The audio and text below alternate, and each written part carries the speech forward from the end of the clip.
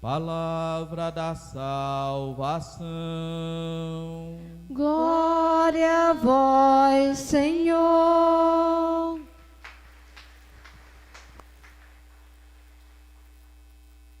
Alegra-te, cheia de graça, o Senhor está contigo.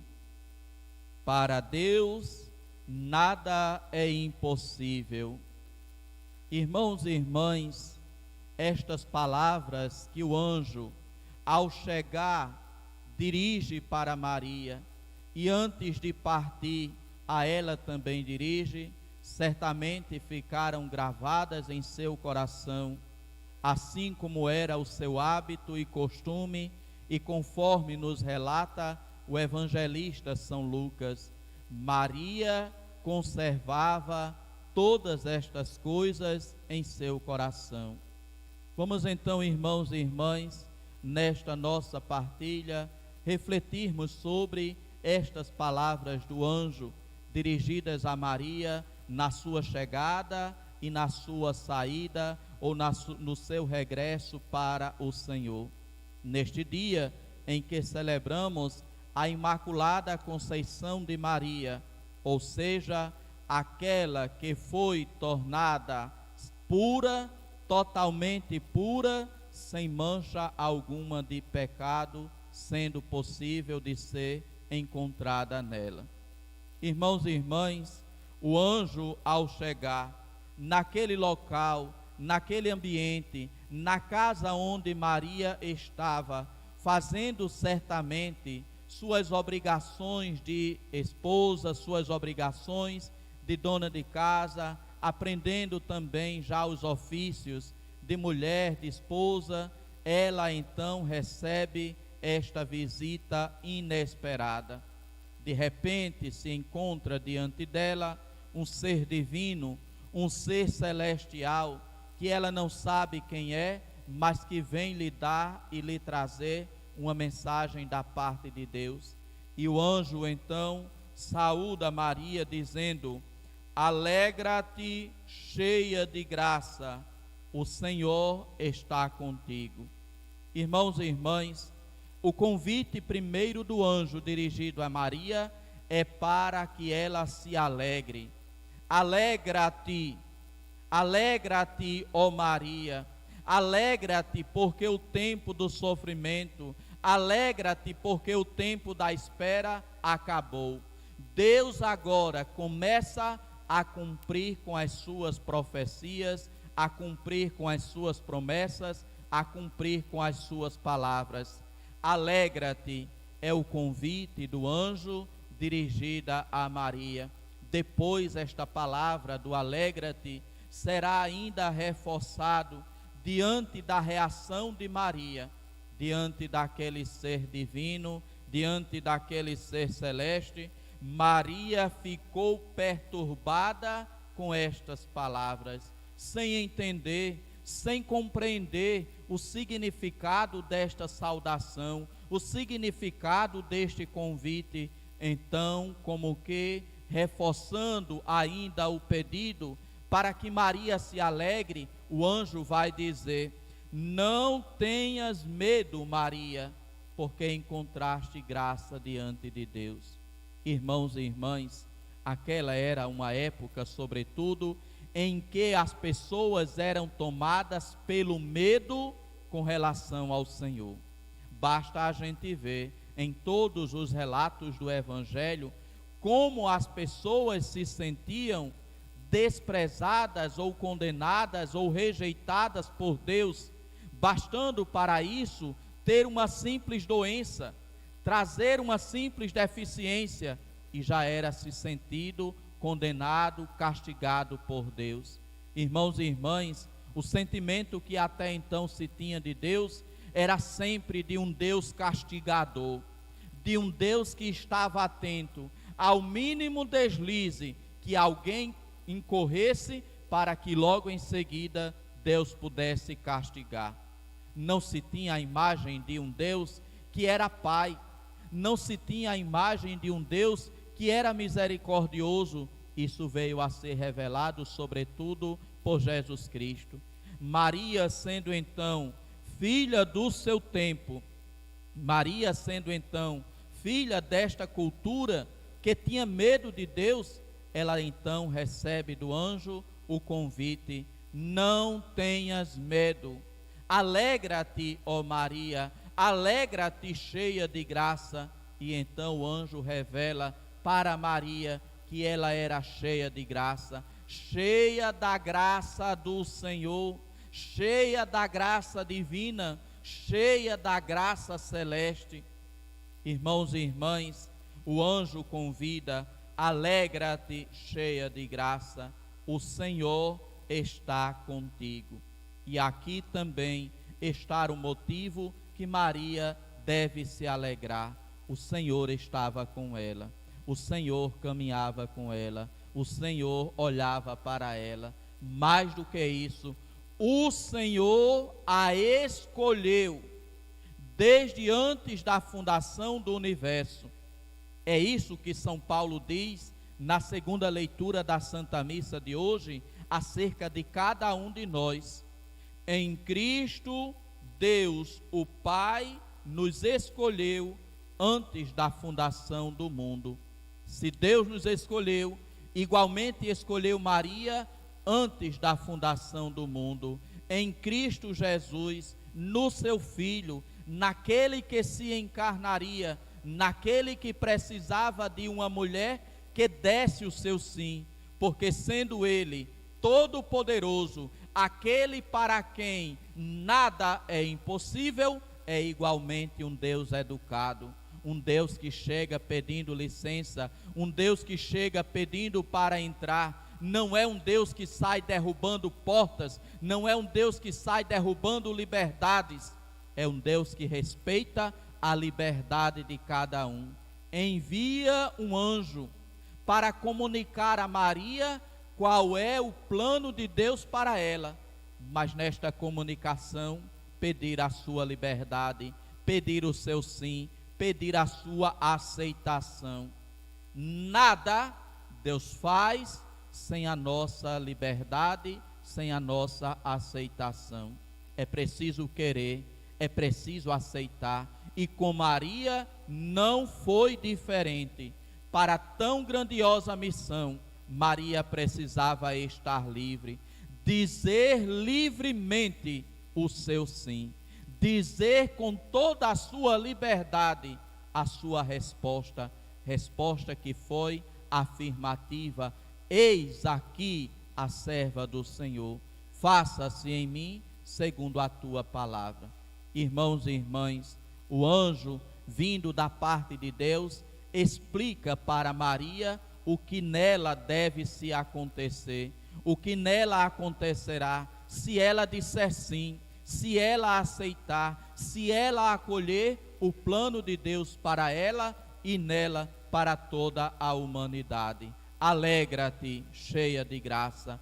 O convite é para viver a alegria. E meus irmãos e minhas irmãs, depois daquele sim de Maria, dado ao anjo naquela visita, esta alegria não mais se encerra, esta alegria não mais se acaba, porque a partir daquele instante, a partir daquele dia, a partir do sim de Maria, o Senhor estará conosco, o Senhor permanecerá conosco, o Senhor ficará conosco, estará em nosso meio, passará, experimentará tudo o que a gente passa e tudo o que a gente experimenta. Mas foi preciso o sim de Maria, foi preciso o sim desta judia para que o Filho de Deus pudesse se encarnar.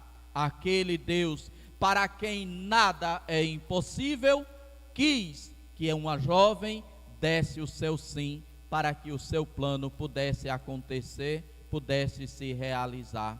Alegra-te, cheia de graça, é o convite do anjo dirigido para Maria, é o convite de Deus dirigido também a cada um de nós. Meus irmãos e minhas irmãs, este tempo do advento é caracterizado, como já dizia, por um olhar para o passado, mas também um olhar para o futuro, um olhar para o passado, para aquilo que já aconteceu, o nascimento de Jesus. Este momento em que ele se encarna para viver conosco, para permanecer conosco, para estar conosco. É um olhar para o passado, uma celebração de algo que aconteceu, o seu nascimento em Belém, na Judeia, mas é também um olhar para o futuro, olhar para a sua vinda que acontecerá para julgar os vivos e os mortos. Dizia domingo passado, estamos, portanto, vivendo no intervalo entre a vinda primeira de Cristo e a vinda segunda do Senhor. Estamos neste intervalo entre o Senhor que já veio e o Senhor que voltará. E este tempo deve ser caracterizado também pela alegria, a alegria da presença do Senhor, a alegria pelo Senhor que caminha conosco. Estamos, irmãos e irmãs, em um período diferente daqueles que viveram os profetas que anunciaram o Messias haveria de nascer, o Messias se encarnaria. Isaías que vai dizer, ele receberá o nome de Emanuel, que significa Deus conosco. Eles estavam apenas na expectativa, eles não sabiam quando o Senhor iria se encarnar, quando o Messias iria nascer. Agora já passamos deste tempo, sabemos que o Messias nasceu e sabemos que ele permanece entre nós, pois foi sua promessa e sua palavra: eis que estarei convosco todos os dias até o fim dos tempos. Vivemos então, irmãos e irmãs, nesta caminhada com o Senhor. Cristo caminha conosco, Cristo está entre nós. Por isso também devemos ter um motivo da alegria. Alegra-te, o Senhor está contigo. O Senhor não esteve apenas com Maria, o Senhor está com cada um de nós. Irmãos e irmãs, Maria naquele dia soube do plano de Deus para ela. Era o plano de se tornar a mãe do seu filho, a mãe do Salvador, a mãe do Messias. Certamente uma grande alegria invadiu o coração de Maria, como invade também normalmente o coração de cada mãe ao saber da notícia que está grávida, ao saber da notícia que aguarda um filho. Que alegria não é no coração de uma mãe saber que está esperando uma nova vida, que está gerando uma nova vida, sobretudo quando este filho é bem aguardado, é desejado, é esperado e é pedido. A mulher se enche de alegria juntamente com o seu esposo, com aquele que vai ser pai, por ter um filho sendo gerado. A alegria invade o coração, mas ao mesmo tempo em que a alegria invade o coração, a preocupação também enche o coração. Se de um lado se vive a alegria pela expectativa e o nascimento de uma nova criatura, de um novo ser, de um novo homem ou mulher, também o coração se enche de preocupação. Como vou acolher o meu filho?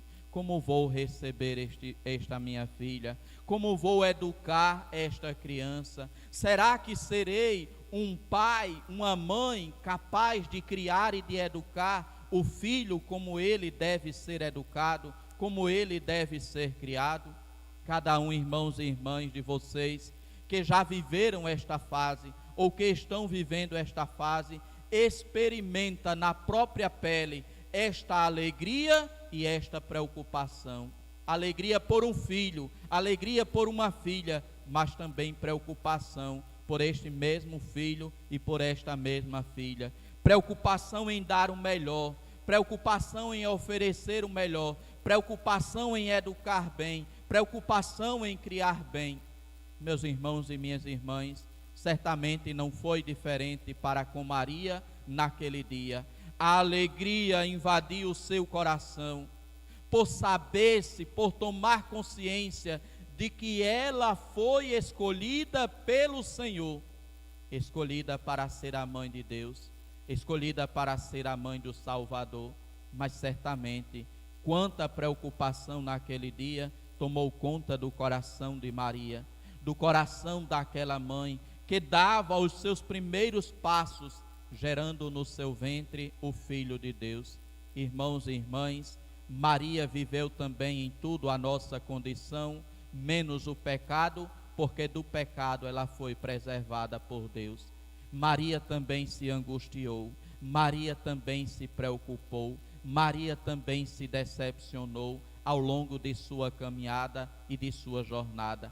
Mas em todo momento ela foi mulher de fé, ela foi mulher que acreditou, ela foi mulher que esperou, ela foi mulher que a cada instante de dificuldade se recordava daquelas palavras do anjo: alegra-te, o Senhor está contigo, alegra-te, Maria, porque para Deus nada é impossível. E é justamente este Deus do impossível que nós celebramos ao celebrar a Imaculada Conceição de Maria.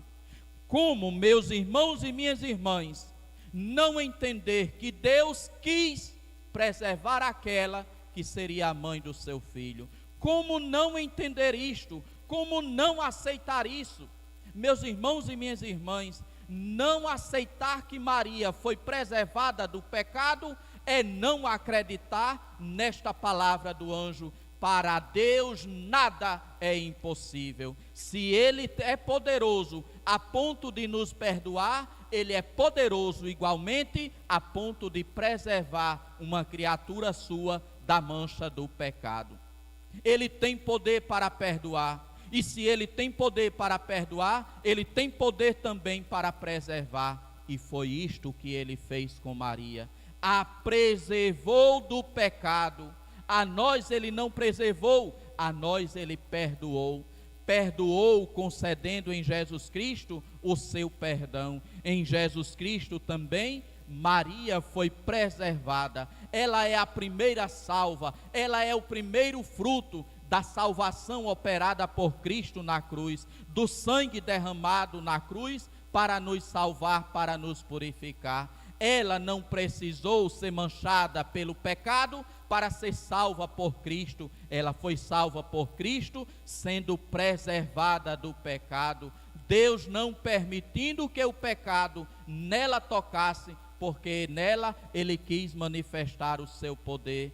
De igual forma, assim, irmãos e irmãs, Ele manifesta também o seu poder para com cada um de nós, perdoando os nossos pecados. Celebrar a Imaculada Conceição é acreditar nesta palavra do anjo que diz: para Deus nada é impossível. Se a gente não acredita na Imaculada Conceição de Maria, a gente também não acredita neste anjo que disse: para Deus nada é impossível, porque se Ele não fosse capaz de preservar, teria uma coisa para a qual não seria possível o seu poder. O anjo diz: para Deus nada é impossível. E nós acreditamos nesta palavra do anjo, nós acreditamos no poder do Senhor. Se Ele tem poder para nos perdoar, Ele tem poder para preservar uma de suas criaturas. Esta criatura foi a Virgem Maria, escolhida por Ele desde toda a eternidade. Não foi qualquer uma, não foi uma que Ele encontrou de repente porque queria alguém para logo gerar o seu filho e dar à luz o seu filho. Nem a gente faz isso. Quem dirá Deus escolher qualquer uma? Nem a gente quando quer namorar, nem a gente quando quer paquerar, passando qualquer um na rua, passando qualquer uma na rua, a gente se lança nos braços dele ou dela e diz: eu quero paquerar, eu quero te namorar e eu quero casar contigo. Se a gente não escolhe qualquer um nem qualquer uma, porque Deus haveria de escolher qualquer uma para ser a mãe do Filho de Deus? Ele é poderoso, Ele não escolhe qualquer uma, Ele escolheu desde toda a eternidade. É o que São Paulo nos diz na segunda leitura da Santa Missa de hoje. Ou a gente acredita que Deus escolheu, ou a gente também não acredita na palavra de São Paulo. Ele nos escolheu antes da eternidade, antes da fundação do universo, em Cristo Jesus, para sermos santos. Se Ele nos escolheu para sermos santos, Ele escolheu Maria para ser a mãe do Filho de Deus, para ser a mãe do seu Filho antes da fundação do universo. Irmãos e irmãs, acreditemos na palavra, Acreditemos no Deus que escolhe, acreditemos no Deus que respeita a liberdade de cada um e respeitou também a liberdade da Virgem Maria. Esperou que ela desse o seu sim, esperou que ela aceitasse e ela prontamente, obediente como era ao Senhor, tendo o seu coração cheio da graça de Deus, deu a sua resposta, deu o seu sim. Eis aqui a serva do Senhor. Faça-se em mim segundo a tua palavra. Aprendamos, irmãos e irmãs, com Maria, a darmos a Deus o nosso sim em nossa liberdade. Louvado seja nosso Senhor Jesus Cristo. Meditemos, irmãos e irmãs, neste convite que faz o anjo ao chegar para dialogar com Maria, convidando ela a viver a alegria. Alegra-te, cheia de graça, o Senhor está contigo.